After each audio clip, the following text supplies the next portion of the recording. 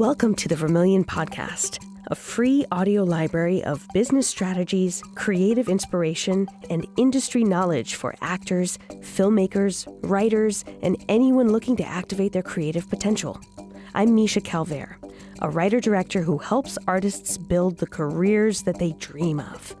I really hope that this podcast inspires you in some way. Thanks for tuning in.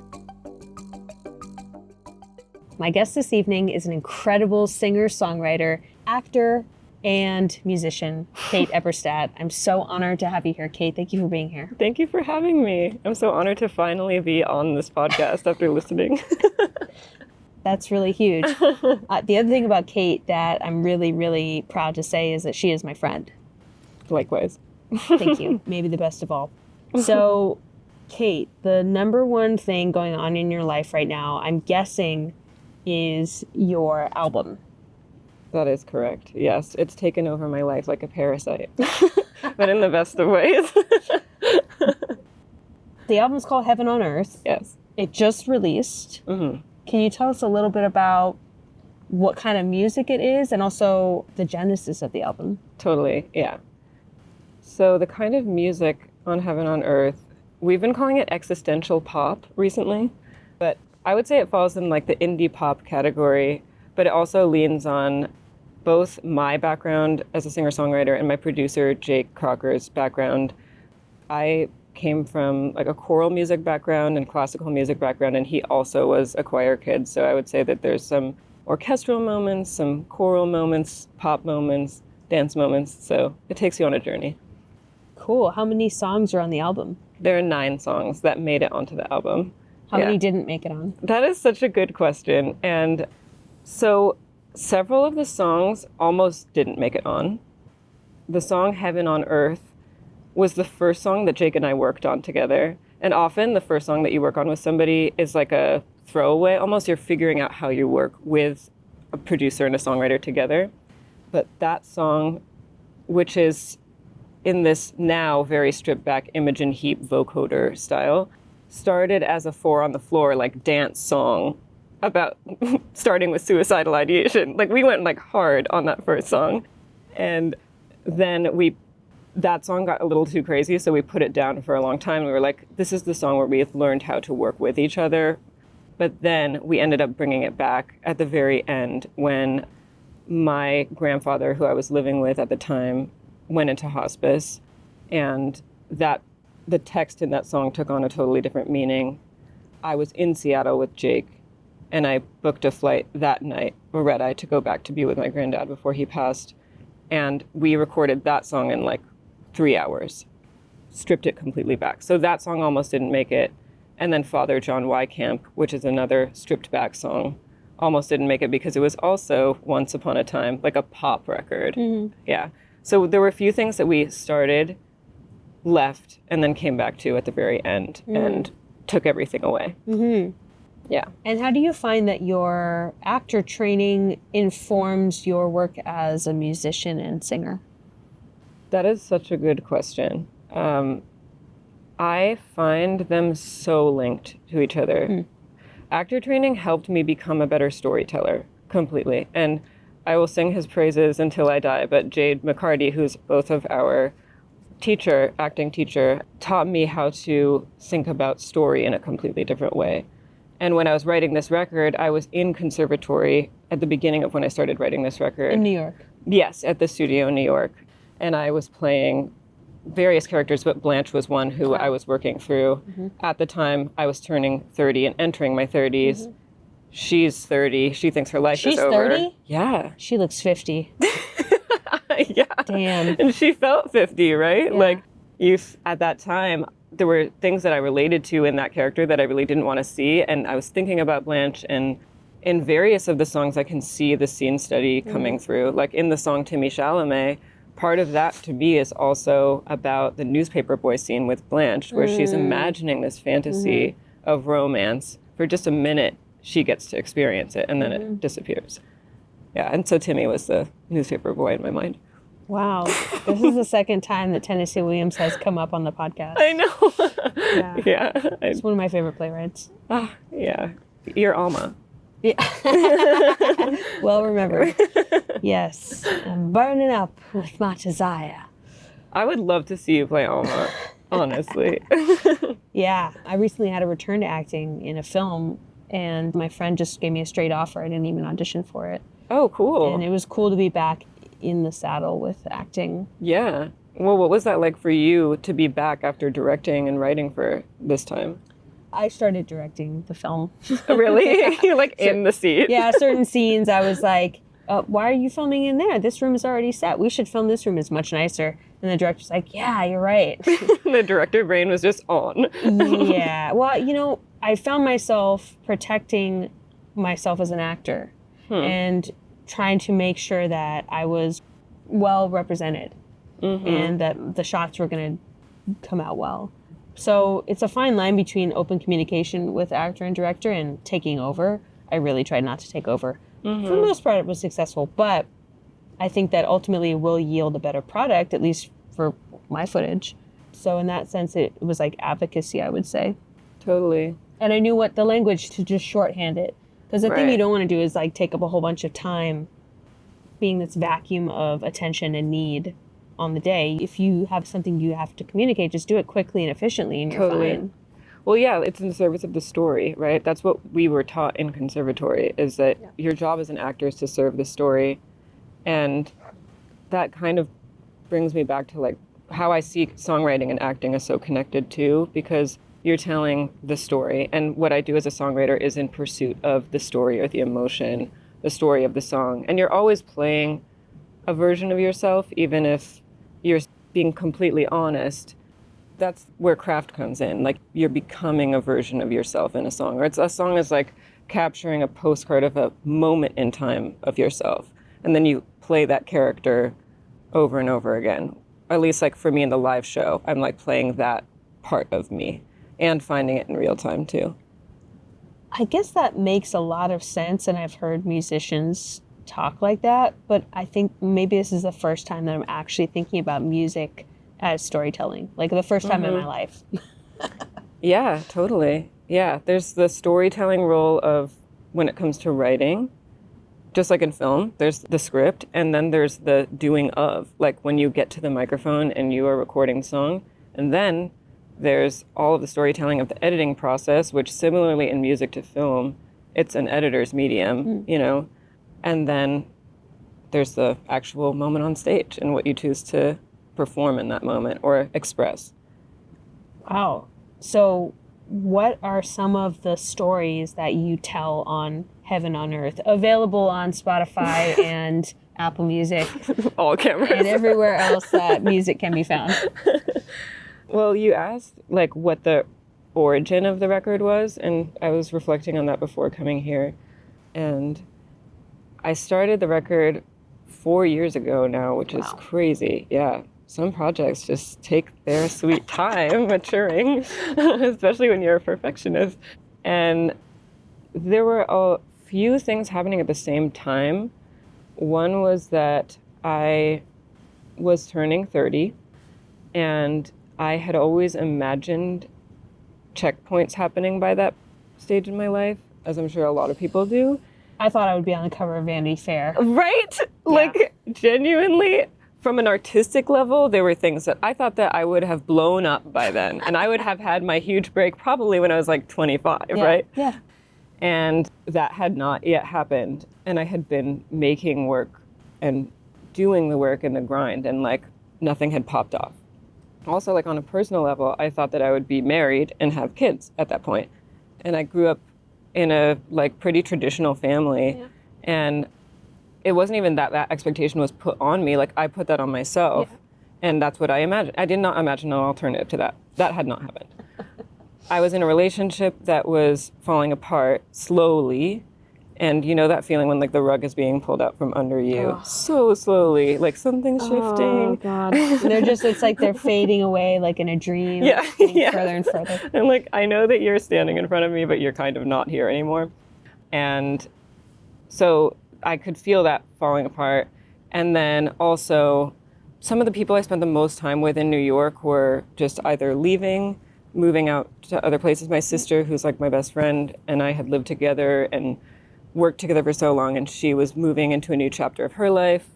Then one of my best friends was diagnosed with terminal cancer. Well, she's actually doing quite well now, and we can get into that even. But at the time, it was, pretty terrifying. And then also my grandfather, who was like one of also the closest people in my life, was dying as well. So like all of these different things were happening. Mm-hmm.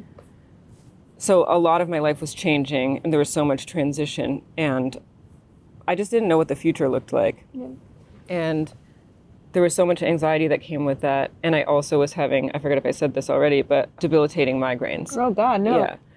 I was diagnosed with chronic migraine disorder around that time. So I had gotten migraines before in my life, but I was getting like 10 to 15 per month at that point. Yeah. It's like every other day. Yeah. It was a lot. It was like a part-time job to just like fix that problem or try to get help for that problem. How did you fix it? Well, that's a great question. And I went every route I possibly could go. Like I tried to get help from medical, mm-hmm. Western medicine, Eastern medicine. I got to a point where I thought maybe this is a spiritual problem. Like, body keeps a score, yeah, I would mind go body there. connection. Yeah. And I was like, that pushed me into a spiritual inquiry that I would not have gotten into otherwise. So God sent you the migraines. I honestly think it's very possible. That's heaven on earth. Ta-da. I think that when you're not aligned, your body can just start to shut down. And I was having to ask bigger questions like, mm-hmm. why am I shutting down? Mm-hmm. What's happening now? And so this is the strange like cauldron of things happening in the pot that started this record. And I wrote like 30 completely insane demos on my computer. And that's where we started from. Wow. Yeah. Oh my God, you make me want to go make an album. We should, honestly. Yeah. I actually found a bunch of old tracks from when I was a DJ in my early 20s. And I had like Ableton Live or whatever. Oh, yeah. And I sent them to my boyfriend, Jack, and he was like, this is absolutely legend. You have to send these to me now. Like after it's we like Michael finish Jackson this, remixes. Yeah. Yeah, I mean, yeah. I'll executive produce your album. Sick. Yeah. I actually had a music video too that I fucking lost. Sorry, just cursed on my podcast. But yeah, I had a music video of like a bunch of old sailing footage from the 80s and these like yacht rock dudes. And then I lost it. I think I just uploaded it to MySpace only. But I mean, that was the time. Peak music, right? Like Lily Allen came from MySpace. Yeah. Shout out to Lily Allen's new record. Yeah. Shout out to that entire tour of their house that I watched well before the bomb dropped. Oh, really? And I thought it was weird then. But you're psychic. Yeah. So you knew. Yeah. You could see the whole story unfold. Yeah. Yeah. Well, I'm glad that something like that wasn't the impetus for your album, and instead it came from just a place of spiritual searching, head injury, mm-hmm. but also bodily transformation, and really the kind of apotheosis of your creative life so far at that time. Totally, yeah. And I wish I knew what the word apotheosis meant. The crowning achievement. Thank you. The crown of thorns. Yeah. So, Lady Jesus, this attracted the attention of a new agent for you, is that correct? Well, in a way, yeah. The agent story is, again, it's just another story of like, do what you like to do. Mm-hmm. Make the thing that you want to make, and you will find the right person at the right time. I needed to hear that so bad. Really? Yeah. Yeah, it's just true, and you hear it over and over again, but in my case, like, it goes without saying, I've applied to so many different things. I auditioned for acting grad schools many times. Girl. Never got in. They definitely should have taken. That's insane. You're like, you got Yale written all over you. Like, honestly, if you're listening, anyone from Yale, I am mad at you. I am personally mad at you because I wanted to go there, but Kate should have gone there. Oh my gosh. I wanted to go there. Like, in one of my many fantasies of how my life should have gone, there was definitely the Yale School of Drama fantasy, where it's like, you go to Yale School of Drama, You get married. You get married and have kids by age 30. Yeah, you have a brownstone in Brooklyn. Like, that should have been your life, but also you're more interesting this way, but yeah. Yeah. Insane behavior, Yale. It all turned out for the best, I think. But so the agent came actually from this past year. I was a Maker's Lab resident at Ars Nova, and that's an artist residency at, shout out to Ars Nova for supporting my work, seriously. Like, they've just been incredible. They totally understand what I'm trying to do and are helping me make these crazy things, like the album, the concert, and also my solo show, which I think that you came to, 2 summers ago. So as part of the Maker's Lab residency, I had a one-night only showing of that show, which is called Where We Meet.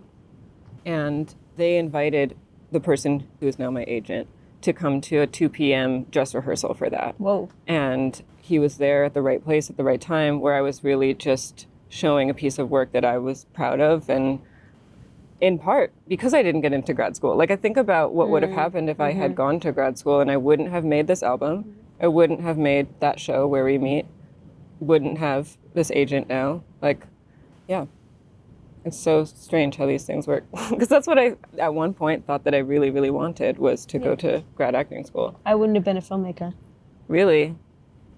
No, I started writing and directing because I wasn't getting the acting roles that I wanted.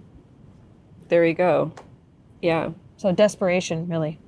And like finding yourself, if you're not seeing yourself reflected in the roles that you're even allowed to audition for example. I see that too. There's like a parallel for me with music and songwriting, because I don't consider myself a singer. Like, I have a fine voice. I have worked with vocalists. Like, I know what the difference is. People who are extremely technically gifted, that's not my gift. I started to write songs because I couldn't audition for American Idol or The Voice. Wow. Don't fool me. I think you've got a great voice. Well, I write well. It's sort of like filmmaking, right? And screenwriting. You can write roles for yourself as long as you're a good writer, like, better than anyone else, because you know what you're capable of and what your instrument can do. Totally. Yeah. And I also work with one of the best producers in the game. So, like, I'm very, very lucky that I love Jake. Jake is amazing. Yeah, he's great. Good energy. He's here now, actually, not in the podcast studio. Oh my God, you should definitely bring him to my party. To your B-Day, yeah. This will be aired long after that, but... So, okay, wait. Real quick on the agent. So what are they doing for you now? Like, are they helping, or how does that work? So I am represented by the theater division of WME, and that's specifically to support Where We Meet, the solo show. So it's to further in that direction. And I think WME represents a lot of hybrid, kind of multi-hyphenate creators in the theater division. So this is for my theatrical work. Are you going out for theater gigs? Not for like acting auditions, but do you want to?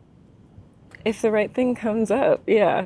I've been really enjoying making my own work, honestly. So I haven't even been thinking about. Well, we got to sit down and talk about that, because I want you going out for the right projects. Yeah. But they have to submit you. And you can definitely book some cool ass shit, like, you know, be it Chekhov, be it New Works. It's just, I mean, girl, you're rep by WME now. Like, sky's the limit. Yeah, I feel very, very, very lucky, honestly. That it just felt like it fell into place in that moment. Yeah. So good. And again, can't underscore it enough, but it was like, this is a project. I can't express how many hours I worked on this project when no one was watching, just me and Molly, the director, in a rehearsal room in NYU, applying to 25 opportunities and getting rejected from everything for years, truly, for years. And then it was when we first started taping things, actually, that started to change things. Like, when we were able to apply to things not just with the script and the demos, but like a tape of me doing a song. Something opened up, and then we started to get more opportunities. Like, I started to perform songs live here and there a little bit, and then we got the opportunity to do the one night only showing at Antfest at Ars Nova, which is what you saw.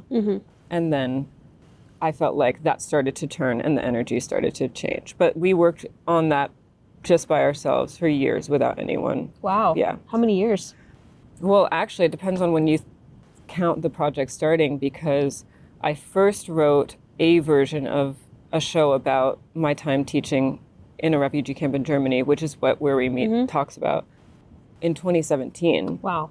When I was just moved back from Germany into my parents' basement, and I was going crazy, Oh, dear. as one does. Yeah, it was just like the first time that I realized that so many things that I had been told were a lie, and been told just being like the narrative that we learn about our country. Yeah. And so I was like, wait, are we always the good guys? Anyways, I was in a tailspin a little bit when I came back and just trying to figure out what the fuck I wanted to do with my life. And I wrote a mixtape about that experience that then, when I moved back to New York, we put up as a musical called Notes from the Basement. And that's when I first started working with Jade, and there were a few like people who were in the play, and we did that show, several iterations of it, and Molly directed several of those workshops. That's where it's like, where did that project start? Because it might have started then, right? And so then that would be from 2017 to now, we're almost 2026. 9 years. And then it evolved, and it became around 2021. Wait, no, 8 years. Sorry. But, 8 years. oh, to 2025. 2017 to 2025. I'm not a mathematician. We're artists, baby. We'll take the phone calculators out. Yes. Yeah, but the show, as it exists now, I would say, I put that project down for a little while. It wasn't quite right. I loved the people that were on it and the music that was in it, but something was not clicking. And then around 2021, during the pandemic, it felt like a download. It was like, all of a sudden, this is a solo show. This is about quantum physics. This is about sound waves. How do we reach each other when we're separated? And yeah, it was like immediate. And so that was from 2021 to now. We're getting into 2026. So that's still also 5 years. Yeah. And a lot of time when people were not seeing it. Yeah. Okay. Yeah, everyone should be feeling really good about those things that you're working on, and you're just toiling away by yourself in the dark sometimes and no one's watching. If you continue to work on it, you will get the result. It might not look like you thought it would, but it will feel like you wanted it to. Yeah. I've heard Phineas O'Connell say this before, but I really think it's true that the thing that an artist really has to master is their own taste and what they like. Because there will be people who are better technicians than you until eternity. You know, someone can always be a little bit better than you at XYZ, but they can't develop your sense of taste, your style, what you like. And so, as you were saying, like making projects that you love, I think is the best thing that you can learn how to do.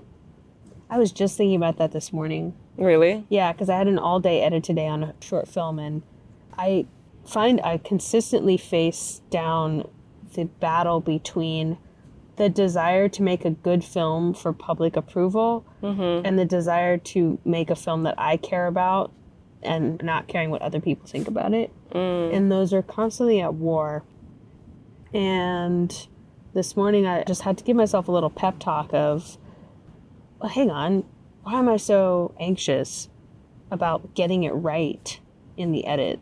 Because it's kind of the last stop on the edit, or we're approaching the last stop on the train. And I'm like, you know what? Who am I getting it right for? Like, why am I so drilled down to perfection on this? I need to trust my taste. Like, I'm cool.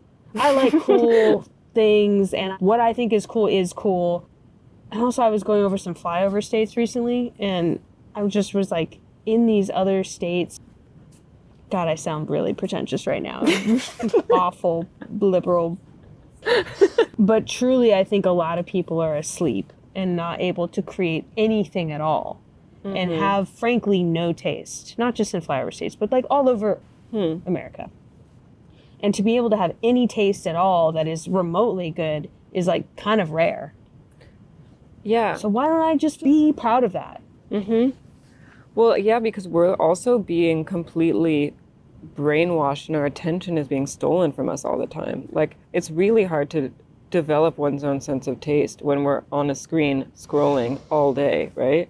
Like, it's truly something that your body likes. You're like, oh yeah, that was cool. It's something that you know, right? And we're losing touch with that. And that scares me. I find myself losing touch with that too. Yeah. So, like, I'm also saying this for myself to hear, like, to trust those instincts that we have and to maybe get off TikTok a little bit more. Yo, I heard someone talking about how we have all now a slot machine in our pocket. Whoa. That's so true. It's a casino. Access to a casino in our pocket.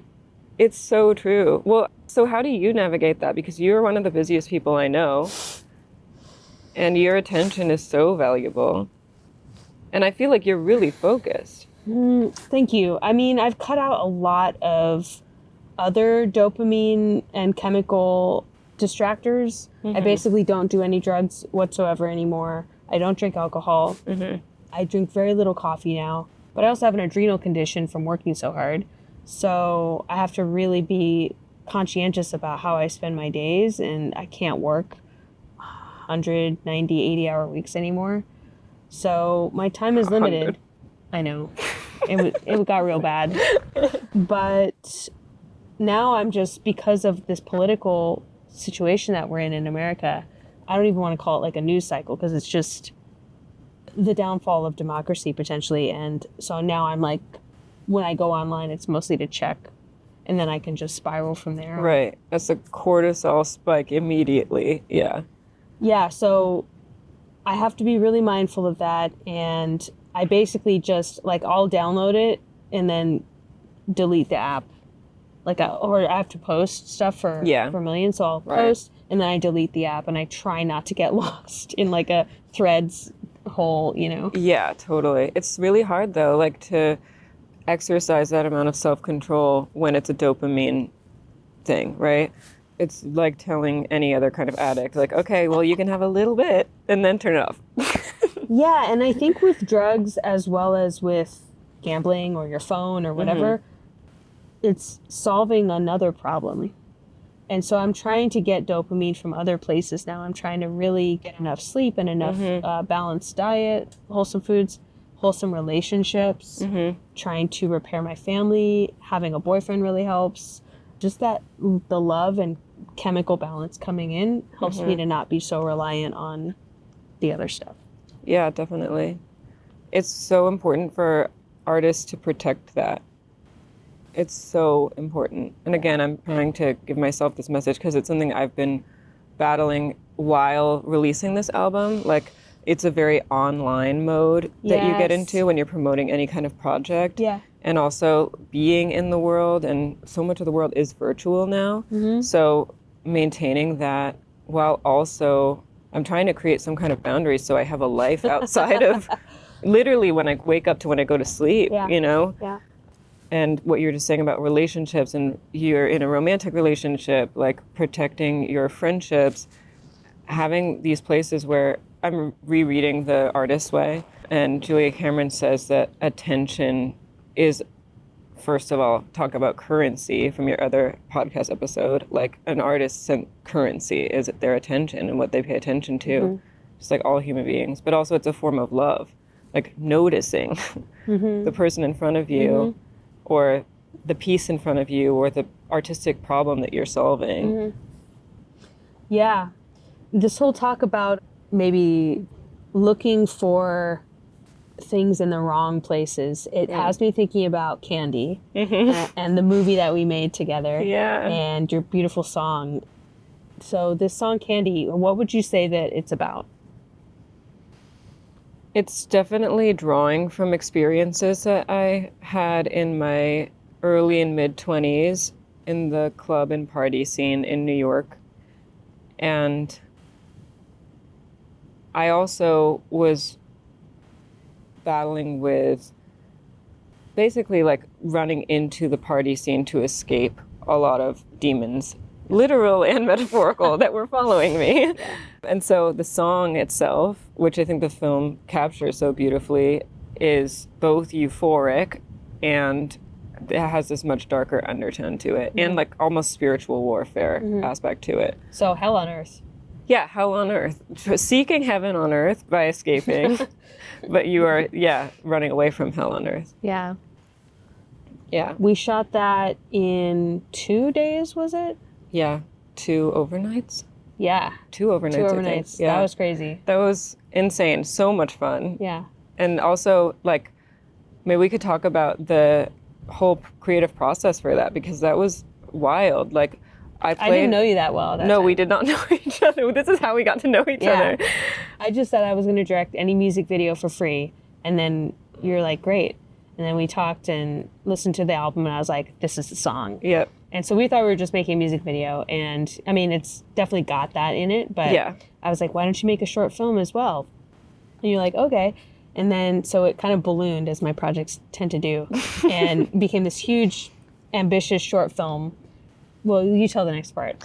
Well, I'm going to back up just a little bit, because like this was my introduction to you, was that you listened to that song and the concept that you pitched, it actually completely freaked me out, because it was so true to life. It was this, okay, we're in this New York underground club scene and there's a man following you around. And I was like, how did you know this? Because what Misha did not know was that in that period of time in my 20s, when I was running into the club scene, I was having, I'm not even sure how to label it, because I don't know if it was psychosis, sleep paralysis, spiritual warfare, a mental health episode, whatever it was, I was seeing a man following me around in various rooms. So I would kind of run away from that into these public crowded party places. And that was what I saw. When I listened to the song, I had absolutely no context from you, but that was exactly the vision that the song painted for me. When this man kept showing up and his face would morph whoever he was at that party or in the street or whatever. And it was really tormenting you. And come to find out, that's exactly what happened. Yeah, so she was like, I have this idea of a concept. And I was like, did you just open my brain and read my memories? His name was Ted, by the way. That's what I called him, to try to make him less scary. How did you end up slaying Ted? Oh, man, that's such a good question. Has that happened to you as well? Like this sleep paralysis type demon? Well, I see night terrors a lot, which is eyes open, very disturbing images and creatures in my room. But you're awake? Yes. Yeah. But when you get up, are they still there? No. Or it's like an out of the dream kind of thing? Coming out of sleep, yeah. Yeah. So they behave, they go away when I tell them to. Okay, that's good. You have a handle on them. Not like Ted. Yeah, Ted had a mind of his own.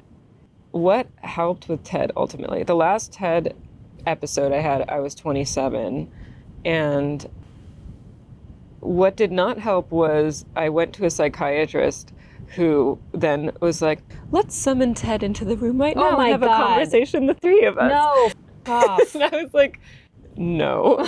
Why would I ever intentionally summon Ted? That's like the beginning of a horror movie. That's a good idea. Maybe we should write that movie. Yeah, we'll do that. How did I get rid of Ted? I went into therapy. I think that's the short story. Started to deal with like some of what might have been inspiring that to happen. Cool. Yeah. So when we finish the film, which will be soon, watch out. We'll release the film, but then the music video is going to have a separate life. When that music video is ready, like how does that dovetail with the album release? Like releasing the video content and the music content. Talk about that. Yeah, totally. I am of the mindset, or I guess I'm inspired by artists who continue to find new life in their work. Tyler, the Creator, said he promotes an album for... I saw him on the street the other day. You did? Yeah, I said, you're amazing. And he goes, thank you. Oh my God. That's so cool. Sorry to interrupt. No, thank you for telling me that. Wow. I'm like imagining him here in the room with us now. He's so cool. He's so cool. Yeah. I saw a video of him saying that he promotes an album for a year after it's out. And I think that in this media landscape, such a funny term that I just used. In this media landscape, songs can blow up at any point, basically. So there's less pressure on like the day that something comes out than there used to be. Yeah. It used to be that like you could get on a Spotify editorial playlist and that's your shot. And the release week is everything. Now it's just, okay, I've put something out into the world. Now my job is, how do I find the people who are going to love this thing? And the video is a big part of that, like creating the visual world for that. And I think that as far as I see it, I'll just keep putting out heaven on earth related stuff until people find it, you know, until the people who need it find it. Yeah. That's cool. Yeah. You have a show in January, correct? Yeah, Joe's Pub. Yeah, I'm double billing with Ellen Winter. Do you know Ellen? I've heard the name. Yeah, they're so cool. Also an Ars Nova person, singer-songwriter, actor, like so talented. Ellen did a show in Brooklyn this past summer, just stripped back piano and vocals. And this is like Sarah Bareilles level talent. Wow. Like, that was a master class in voice and piano. So I'm very excited. I'm honored that I'm a part of the lineup, honestly. What date? It's January 18th at 8:30 p.m. at Joe's Pub. I'll see you guys there. That's so cool. And so in addition to everything you're doing with the album, are there other projects on the horizon for you? What are you thinking? Oh, yeah. So I can't share everything yet, so stay tuned. And maybe by the time this comes out, I'll be able to share more with you guys. And so I'm looking ahead at that. And then I've started writing album number 2. Good. Yeah. Oh my gosh. In this whole promotion phase, I was like, I'm going to go crazy if I don't start making new things now. Yeah. Like, there's such a cycle for all of these. Do you find this too with films? If you're in one phase with too many projects, like you are just in editing for too many projects or just in promotion. It's me right now. You have to like, balance it out somehow. Yes. That's what I was feeling so heavy because I was so much in, okay, the thing is created and done. Now we're just moving it to try to find an audience. And so started album number 2, and I'm also thinking a lot more, this is like, I haven't even done it yet, but I'm thinking more about writing, like Substack and putting out more prose and essays and that kind of stuff. Yeah, because you were an English major. Yeah, good recall. Yeah, well, you were always like, just really good with that stuff. And I'm like, I don't know what that means. I just put it in the movie. No, you're very like verbally talented as an orator. And I think I'm verbally talented as a writer. Actually, I was reflecting on like my artistry because being on this podcast is such a cool opportunity to think about it. And I really conceive of myself as a writer first and foremost with everything, like with music, with theater. I can perform and I can do all these things, but that's where I started. It's always starting on the page. That's cool. I used to think of myself like that, and now I just like the sound of my own voice too much. You are an orator. I might have graduated to a performer, yeah. That's so cool. I don't know. Is it? No, just kidding. Yeah, definitely. All right. Well, I want to make sure that people know where to find you. So can you give us all of the publicly available channels for Kate Eberstadt? Yes. I'm available on Instagram, Kate Eberstadt. Everything's under my name, which was also a choice, and we can also talk about that too. Yeah, Kate Eberstadt on Instagram, TikTok, YouTube, Spotify, Apple Music, Amazon Music, Deezer, SoundCloud. And if you had one preferred social media platform, where would you want people to find you? Probably Instagram. That's where I post the most about events and stuff. Yeah. Yeah. Same. Elder Millennial. Yeah. Are you on TikTok as well? I am. My interns run it for me, though. Okay. Yeah. Every once in a while, I'll have a post blow up. I'm like, whoa, I did nothing to deserve that. Yeah. Virality on TikTok is so different. All of a sudden, your notifications just blow up, and you can't really keep up with all of it, at least in my experience. Yeah, that's where you get the most access to strangers, I feel. Yes. The most insane comments. The So most wild comments of your life. But also, TikTok has a really good sense of humor, but those people can be savage. Oh my God, they're so mean. So mean. Yes. So real quick for people who are thinking of changing their names. Oh, yeah. So what was that? Why did you stick with your actual name? Oh, man. Again, it's a spiritual choice in a way for me. But I grew up in lots of different environments, and also being a woman. And I just got into the habit of shape-shifting and chameleoning a lot and fitting the situation that I was in, and finding my own authentic voice is both easy when I'm making something, but very hard when I'm in front of other people. So I flirted for a very long time with like an alter ego or a persona, and also letting go of my history, feeling like some kind of sense of freedom maybe from that. But when I decided to come out with this album and this solo show, even though it was the scarier thing to do, I decided to go by my name. And I had gotten advice on that. I feel like we talked about this as well. Yeah. And almost like that's an act of imperfectly finding myself by committing to do that, rather than creating some alter ego where that was putting on an act of some kind. Yeah, and so I also had gotten basically advice from everyone that I know who was like, just go by your name. Like you have SEO built up. It's like not starting from scratch. It's the easiest thing to do. Yeah. But my name is hard to spell too. I still don't know how to spell it with confidence. The DT is complicated, the Germanic aspect. But Yvette Noel-Schur, who is Beyonce's publicist. Also hard to spell. Yeah, Beyonce. Well, that was her point. Yeah, like I did a very brief guest teaching spot in one of her classes at Berklee School of Music. And we talked about the name thing with the students in the business school because they asked why I chose to put it out under my name. And I did mention it's hard to spell. And she said, well, Beyonce was hard to spell at first.